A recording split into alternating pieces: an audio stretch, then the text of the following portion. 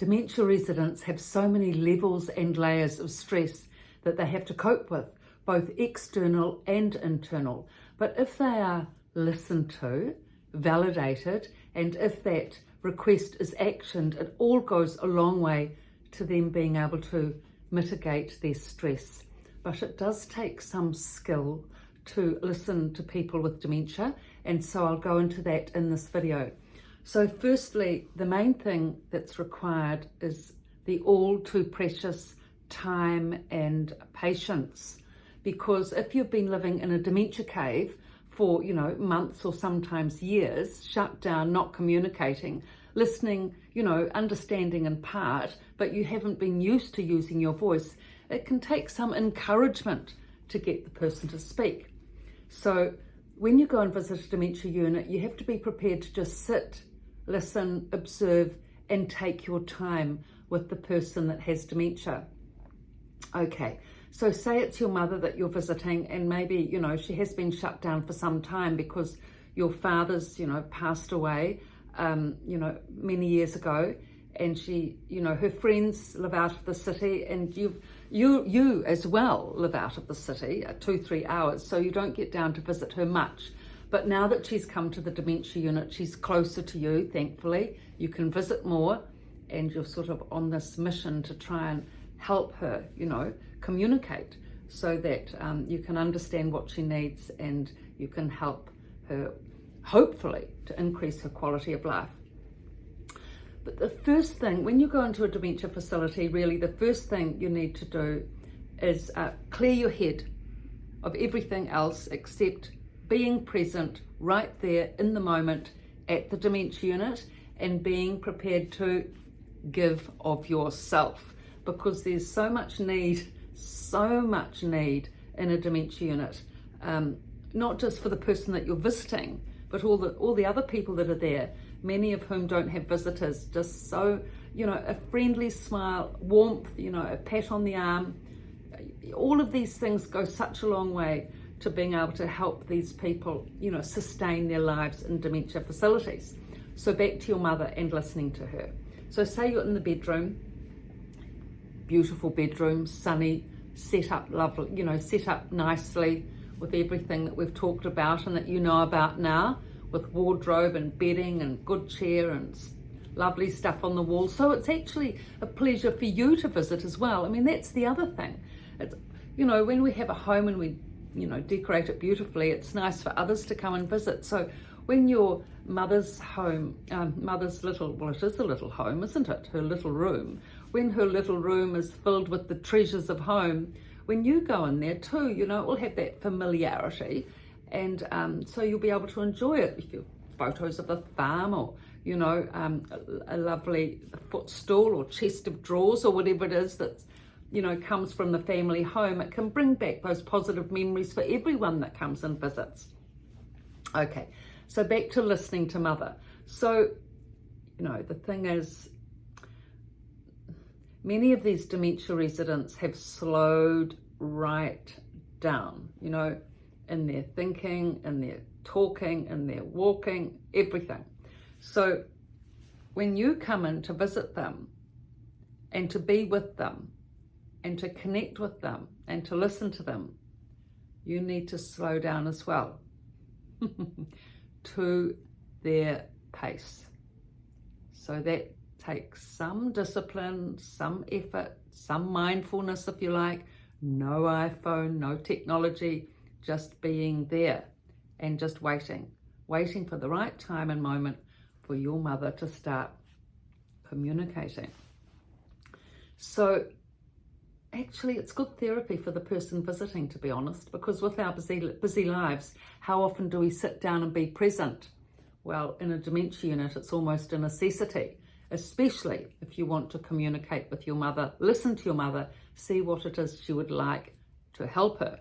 So in that way, it's nice in the chair, in the room, if you can. I mean, you've got the nice chair for your mother that she can easily get in and out of and sit in comfortably. But it's also really nice if you can have like a 2-seater sofa, not a big one, but a little one.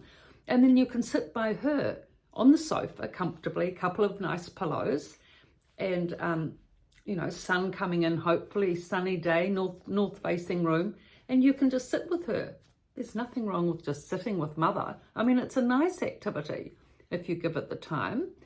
And that's the best way, isn't it? To just wait and see when the moment comes, when she will just start saying something. Of course, when you're sitting there, you give her the news and how the children are doing and, what a beautiful day outside. It's actually really nice to just talk about it's really good to, especially at the beginning, for the conversation to be around orientation, especially if the person has just come into the unit, orientating your mother to where she's living, orientating her to her room, to the view, to the mountains. Oh yes, I do love those mountains, dear. I always used to be a skier, as you know, and seeing those mountains really helps me. And yes, Mum, you've got the, you can see the flowers there, the lovely garden of this village, and you've always loved seeing all the cars come and go. Oh yes, I do like seeing all those, Mazdas out there. I've always had a Mazda, and, seeing their makes and colours and seeing them come and go, and which ones park. The doctor has a Mazda, the man with the white coat, I've noticed, and it's very interesting seeing him come and, look after the people here, Well, actually, Mum, that's really good that you're noticing that. That's fantastic. Is there anything else that you're interested in that you would like to do? I mean, actually, that was a lot of speaking, wasn't it? But anyway, sometimes they do speak a lot, and then after that, you might not get any speaking for a week. Anyway, this particular day, let's see, Mum's a bit slow and you're trying to see what she wants. You're listening and you're trying to, work out. And so, look, Mum, is there anything at all that you'd like to do that you need? It might take a while, sitting there and, her thinking. And then she might say, well, walking, dear. So you've got that one word, walking. So this all needs to be teased out.